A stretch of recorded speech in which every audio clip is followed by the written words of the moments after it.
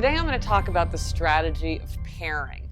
Now, I have to say, for me, pairing was such an obvious strategy that I almost didn't realize that it was a strategy for a long time until I started speaking to other people and realizing it's actually a super powerful strategy. And it's very simple.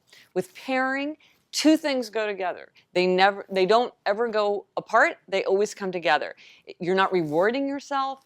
It's just that if you want to do one thing, you have to do the other. So for instance, it works really well with exercise and TV, if you're exercising in a gym.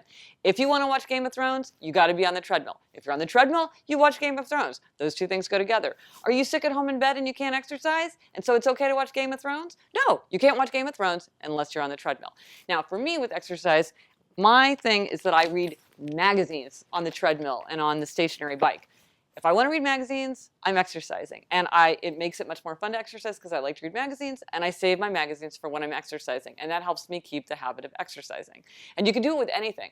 When I was in college, I had a rule for myself that I could only shower on a day when I had exercised. And the fact is, especially when you're in college, you might go a day, you might go 2 days without taking a shower, but eventually you really want to take that shower. And so I would always eventually go to the gym so that I could take that shower, and that helped me keep the habit of exercising.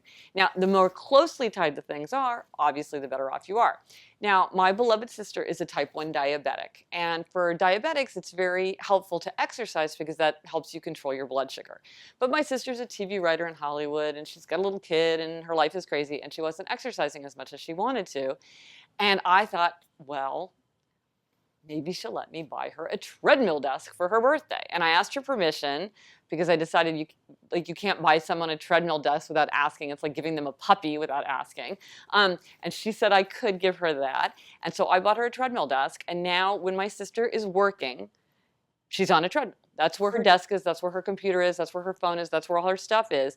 And in an average workday, she walks between 4 to 7 miles. And it's done a lot for her blood sugar because she's just in this habit of regular exercising. If she's working, she's on the treadmill. These things go together.